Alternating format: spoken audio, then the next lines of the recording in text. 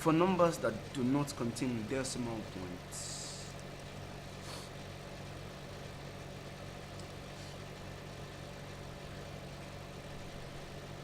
this applies to numbers that don't contain decimal points. Okay, rule 5. For numbers that don't contain a decimal point,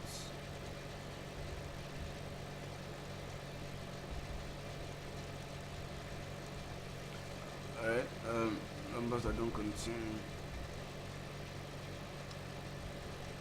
decimal points. Alright, so we have 900. Alright, we have 900 centimeter. Alright, so 900 may have one significant figure, or two, or three. One as 90, 900. So 1, 2, 3. Now remember those rules we said before. Terminal zeros are to the right with decimal points. Also, this one too is also significant. Okay, you can't say 90 and 0 is insignificant. All right, this is simple. So also we have this decimal places can also be added to remove uncertainty. Okay, if you don't want to be uncertain about your results, you can express them in scientific notation. All right, like you are saying A N. Okay, A N. So this can be used to remove uncertainty. All right. Okay, so can we have, see, we have 900 as our place value. We can have 9.03. We have 9.00 contains the power 3. Okay, you can have this 2 10 to the power 2. Sorry. Okay, 10 to the power 2. 10 to the power 2. Okay. We have 9 10 to the power 2. Okay, basically they all mean the same thing, but they have different significant figures. So now it's 2, 3, and 1.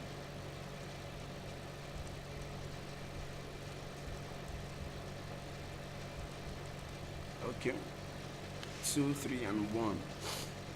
Okay, remember the rule: zeros are to the right of the decimal points are significant. So these are significant. So has no zeros, no decimal points. So he has one significant figures. You don't count this. They are not part of the significant figures. They are not part of significant figures. This is what you consider. This is what you consider in scientific notations. Okay. Okay. So rounding off. Okay. Let's do a little bit of calculation in significant figures. So we have different cases. We have the addition, we have the multiplication and division, addition and subtraction, multiplication and division. So we have to consider this when we are dealing with significant figures, and they have different cases. They operate differently. So look at case 1. Case 1.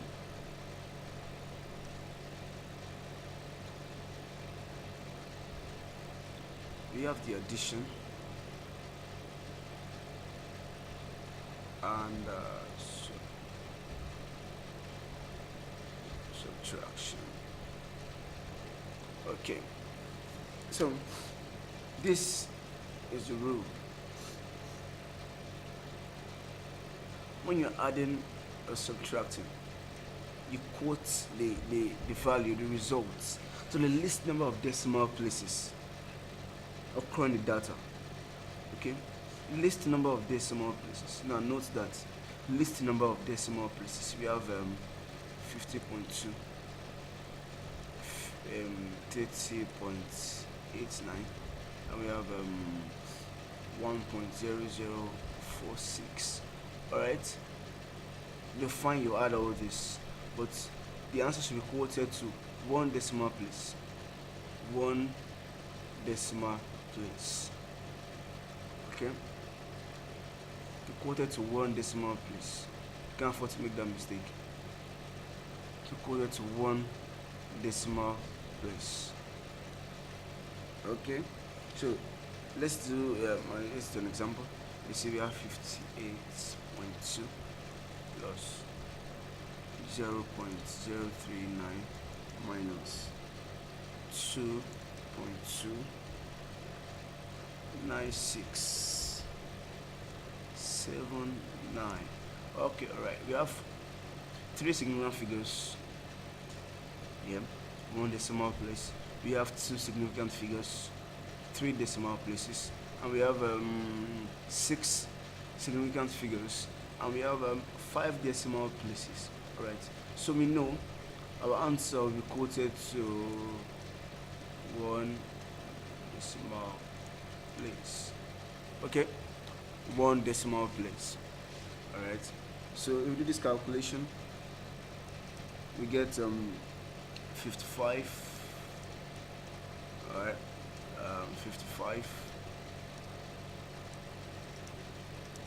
55.94221. all right, now I want to round off to one decimal place. Okay, let's note this example. So when we get to rounding off, we'll explain further on this. Okay, but we know that in one decimal place, this is not up, to be rounded up. Okay, this 1, 2, 2, 4, they're all less than 5. All right, so we can't round it off to give 0 and give 56.0. okay, so we just rounded 55.9. okay, so that's the answer.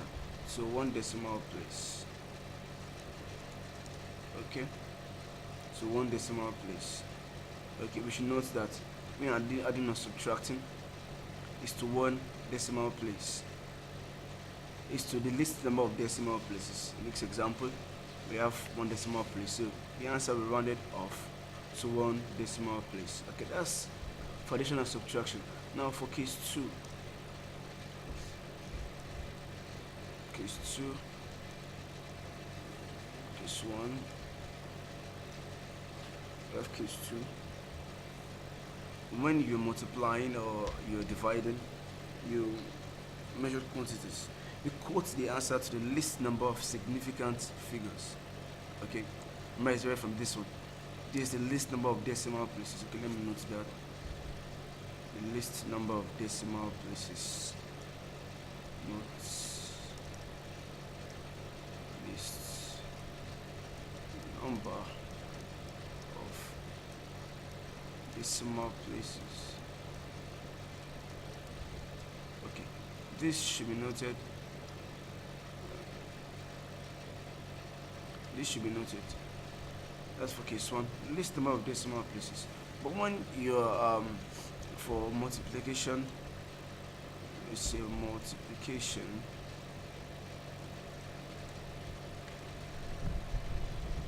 Multiplication.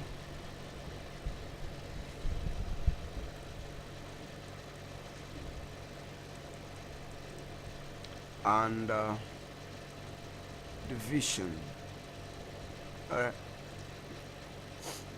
Now, you quote the answer of the measured quantities to the least number of significant figures that you have occurring in the data.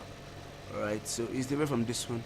This is a list number of decimal places, and I'm note this at the beginning, so you don't confuse one for each other. Notes. Is the list. Sorry.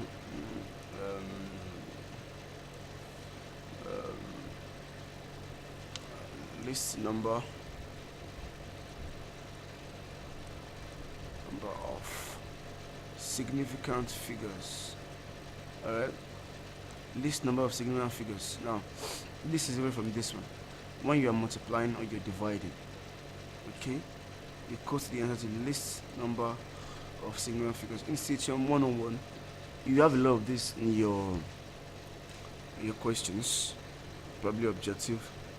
Okay, so you should note that the answer she gets will probably trick you into choosing the wrong one because you are in a rush. And but when you remember these rules and you practice more, you make no mistake.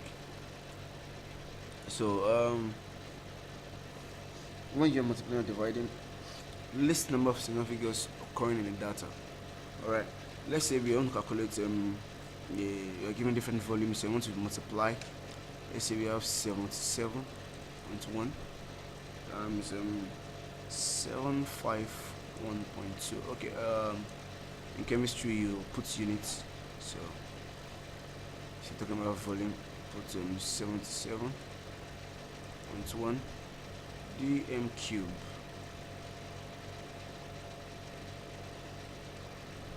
Mm, 751.2 dm cube 760 dm cube. Alright, so when you do this very well, you get 76.20.726 dm cube. Okay, so list number of significant figures. If you count this 1 2 3 4 5 6 7 significant figures, but the list number of significant figures here, we have 3. Okay, both this and this, we can in decimal place 77.1 list. This we have 4 here, we have 3 here, so 3 wins. You need to round off. Even if you round this off to 3, round this off to 1, it's still enough to round this off to 3. It's still not enough. Also, we go with 76.2 dm cube. Okay, 76.2 dm cube. List number of significant figures. List number of decimal places. Okay, so basically you should note the difference so as not to make costly mistakes or expensive one at that. Okay, now so you note that this should be different from the rest. After this, so you make no mistake.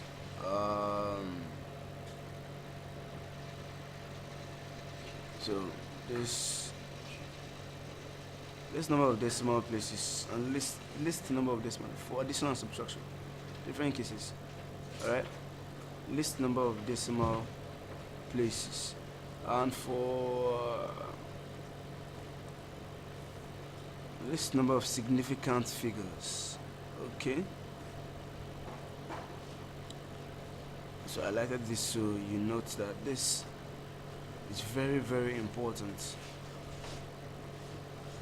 Alright, we are dealing with because we want to follow the rules, and when you're multiplying or you're dividing or you're adding or subtracting, these guidelines also help so you don't make mistakes. Okay, so now let's go to rounding off. We'll go to round up before we go to the rules of combination of errors. Okay, we have the maximum and the standard errors. They're also very easy to calculate or to. Okay, alright, rounding off. rounding off, rounding